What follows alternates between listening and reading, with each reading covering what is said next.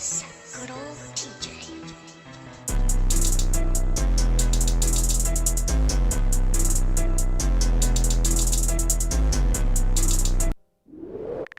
Konnichiwa, your boy Gag. Back with another reaction video. And today, guys, we are back with another Fate video on Any News channel. Like I say, link will be description down below. First link in description down below for Any News channel. He does a lot of good discussion videos on different animes, a lot of lore discussions and abilities and everything like that.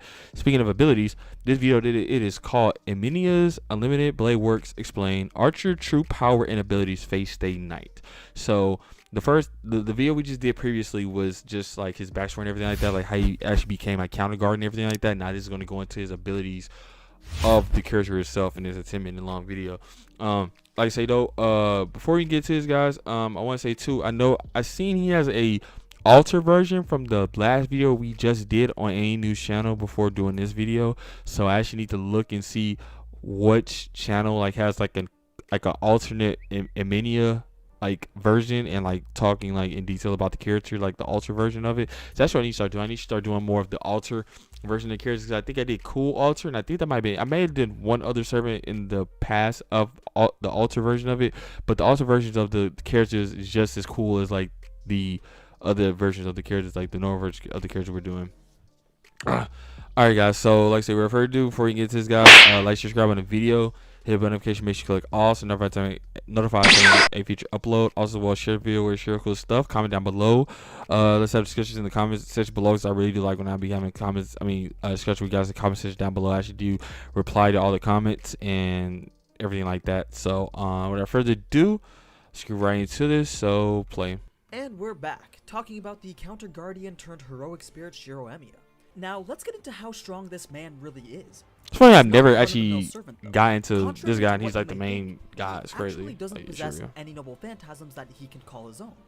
Instead, he has a reality marble called Unlimited Blade Works, Infinite Creation of Swords.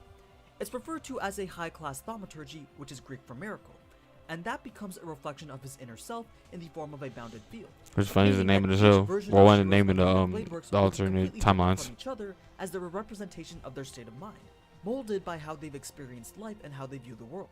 To the average viewer, it's a minor detail to notice, but it holds a lot of meaning. If you compared pre-heroic spirit Shiro's to counter-guardian Emiya's, you'll notice how grim Emiya's is. It's described as being enveloped by a thick haze formed from embers of black smog rising from the ground. The world is littered with weapons and flames, and giant gears fill the sky as if to represent his feelings of helplessness as he's forced to continuously kill as a counter-guardian. And never-ending cycle. A subservient machine with no free will, rather than being a hero. But Shiro's, on the other hand, is much more vibrant. It's described as being bathed in twilight. The sun shines through and clouds sparsely fill the sky. This Shiro still believes in the goals and ideals that are worth fighting for. It's a much more hopeful state of mind. Also, apparently Alter Shiro's is much cloudier because he's a bit more corrupted, and then Miyuverse Shiro's is snowy since he's only focused on saving a single person. See, we gotta next videos we gotta get into looking at these other Shiros. Gotta look at them. This is Shiro's magecraft, his one and only specialization. As someone who's actually merged with a sword and has dedicated his life to acting as one, it's a magic that fits him perfectly. As you already know though, in order for the bounded field to be activated, he must first chant his incantation. Though they start off the same, the incantation for Shiro and Archer Emiya are both different from each other. Emiya's has a much more dread tone to it. Leave in the comments down below any of the alter versions of this character. I can look at any links or anything. Let me know. Determination to become a hero of justice by dedicating himself to this magecraft. Just by reading from the 4th line onward, you can sense the strength in his ideals that will eventually lead him down the path of despair. I wonder at what point as a counter guardian does he decide to change his incantation. It's that would be the moment that you could pinpoint Shiro's realization of regret on the path that he chose. Now that the logistics have been explained, what does this reality marble actually do? Other than act as the #1 counter to Gilgamesh's Gate of Babylon, as the name dictates, it's literally a collection of an unlimited number of weapons that could be created and projected at any time. Shiro basically works like a human photocopier. Every defensive or offensive weapon that he has ever come across, whether it be a basic sword or a noble phantasm, their history, design, and composition are instantly and perfectly noted. All Emiya needs to do is simply glance in the direction of a weapon, then he can immediately reproduce and project it. Oh, wow, really? I forgot about that. In the reality marble, allowing for him to call upon it at any time that he chooses. There are a few limitations to this ability though.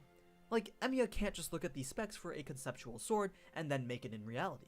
The marble relies on his physical senses to provide the information. Oh, so that's why when they necessary to touch reproduce. and it shows a little Now, like, I know what you're little thinking. like This has got to be the one of the green strongest abilities that a servant and has. blue like lines. And, yeah, Okay. I'm honestly thinking so too. All this man needs to do is just look at your weapon, literally any weapon, and then it's his, along with all the combat skills and techniques that come with mastering it. However, as overpowered as unlimited blade works may seem, these weapons are still just copies of the original, meaning that they'll never quite be at the same strength as the originals due to the inability to fully conceptualize a weapon through only sense. So, if Shiro had to fight the original owner of a noble phantasm that he copied with that same noble phantasm, then he'd probably lose. Avalon is the only known weapon that he can perfectly project since it existed within him for a period of time. The reality marble also doesn't need That to makes activate sense. the bounded field in order for projections to be made. Weapons can be summoned from unlimited blade works directly to his hands or even fired as projectiles at any moment. This is why Shiro is such a good counter to Gilgamesh. Even though Gilgamesh has a seemingly infinite supply of weapons in his treasury, Shiro can just recognize the exact same weapons as Gil and fire them right back. Although it takes a bit of time in the real world to produce a weapon from the reality marble, while in the unlimited blade works, all the weapons are already there in physical form, giving Shiro the upper hand since he can summon his weapons faster. It's simply a matter of choosing, then they'll instantly appear either in his hand or ready to be shot in a massive barrage. A few examples of some notable Bombardment of phantasms sword, that are boy. within unlimited blade works are Saber's Avalon, Caliburn and Excalibur, Gawain's Excalibur, Ku's Gay Bolg, Nero's Istis Estis, Heracles' 9 Lives, Medea's Rule Breaker, Ice's Ro Ice, and a whole bunch more, especially from Gilgamesh's arsenal. So it's pretty crazy to think that Shiro can just use these whenever he wants. It's not like it's even a jack-of-all-trades, master-of-none type situation. He can bring out the full potential of the weapon, it's just not as strong as the original. Now, you Yeah, of course it's think gonna be that'd like everything, dumbed down, but probably there's like still more to 20, this maybe reality marble. 30% of the There's a original. weird interaction that happens between Avalon and Unlimited Blade Works when Shiro gets injured. Instead of the normal accelerated regeneration, Shiro's wounds are healed by, and I quote, changing his muscles into blades in order to knit his wounds with swords. Yep, he literally gets healed by self-stitching swords when he's injured. They take the place of his old muscle fibers and reinforce the What? body, which is a pretty useful ability to have, but could also be considered a double-edged sword. I'm about to say, It like, may is be that not propelled by dangerous? force, especially for You minor putting injuries. swords? But if the marble's sword healing, yeah, I made that up, if it's pushed too far, it can very well overwhelm Shiro and prove fatal.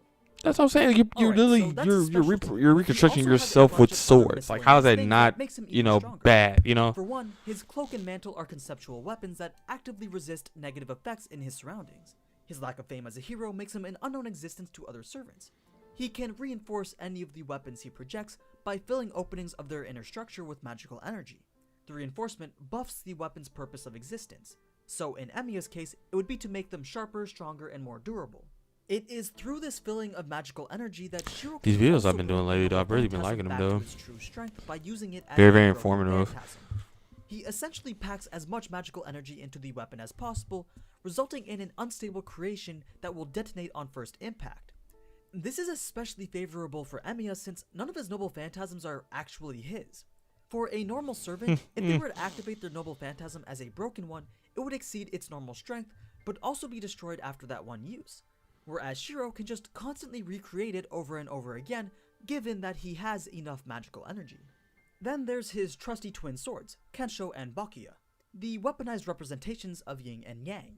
There's a whole story around the origin of these Yin swords. and but I yang, think what's didn't even more important realize is what that. they symbolize. They're essentially swords that have no purpose.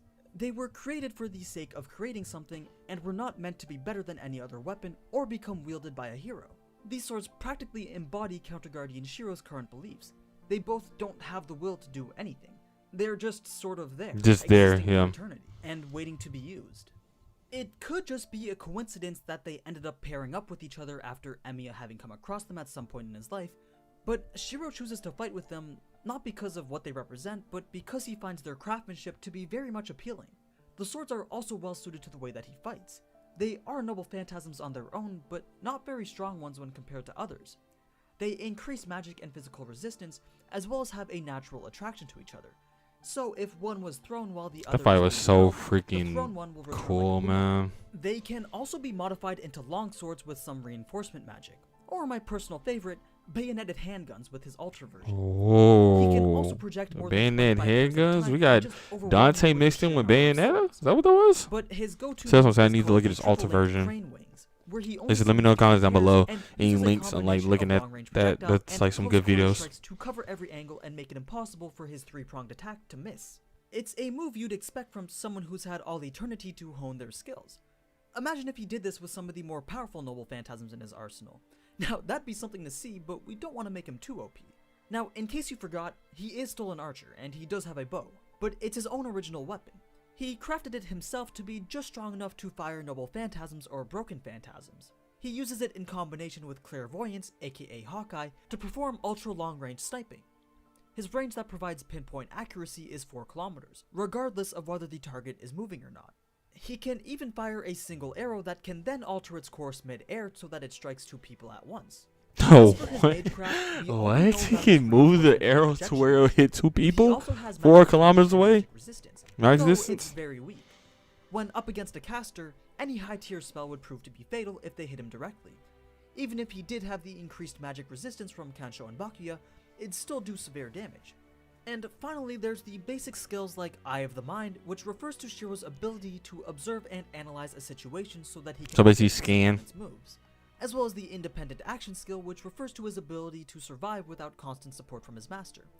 And that, my friends, is Archer Emiya in a nutshell. A very lengthy nutshell. Honestly, now that I understand who he is and what he's capable of a bit more, I think I have a greater appreciation for him as a character. There's certainly a lot more depth than I had previously thought, and though he may not be our first thought as one of the more powerful servants, I think he can hold his own in that upper echelon. Anyway, thank you guys so much for watching, and be sure to vote in the... Yep, Emiya's Unlimited Blade Works is playing Archer Troop powers and abilities from Fate Stay Night. Unlimited Blade Works. So yeah, that was pretty good right there. Got more information about the character's force, like his abilities and everything like that, which like I say makes sense because that's the video that we're reacting to and everything like that. So yeah, it's that the independent action now it makes sense like in Limited Blade Works why he wasn't like a regular servant, why he was like wasn't always around his servant, I mean his master, which was Ren, in what was it, the seventh grade girl, what I said it was 5th or 7th, I forgot which, I think it was a 7th though, but that's pretty much why he was able to be on his own and everything like that. He has the independent action skills, so he doesn't have to be around his master like that 24/7, which is cool. That's actually a cool ability. But yeah, like I say, this is this is Emiya's powers and abilities, man. Like I say, his arch, really he uses a lot of like basic tools. Like he has tools that he can use, like the Noah Phantoms, everything like that. He can use those to a degree, but it won't be at his maximum strength, which makes sense. It's not the original. Besides the Excalibur weapon from Saber and like a few other ones I think he was saying in the video. But he has like a basic bow. You know what I'm saying? Just firing noble phantoms and everything like that, so it won't break in there. Nothing like that. His range of his ability for the archer bow is 4 kilometers. He can stretch it to where it'll hit 2 people and everything like that. It's nutty in midair. That's crazy. Like this guy's really cool. Like I say, guys, like I say, main thing was like subscribe on the video. His make sure you click all. Comment down below. Really comment down below and let me know any of the links that you guys can find that's like showing me like the alternate version of this guy or any of his other alternate versions. I think he has like 4 different alternate versions or 3 different alternate versions from this one here. So let me know in the comments down below. I think I actually got one of them. It's called Mimosa or something like that. It's got something to do with like the sword or something. I think it is. I don't know. I think I actually downloaded that one and gonna be reacting to that one in like a few more videos or something like that.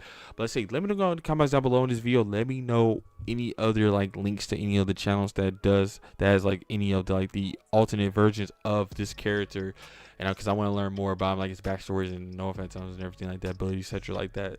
So without further ado, guys, we want to cock him out. Peace.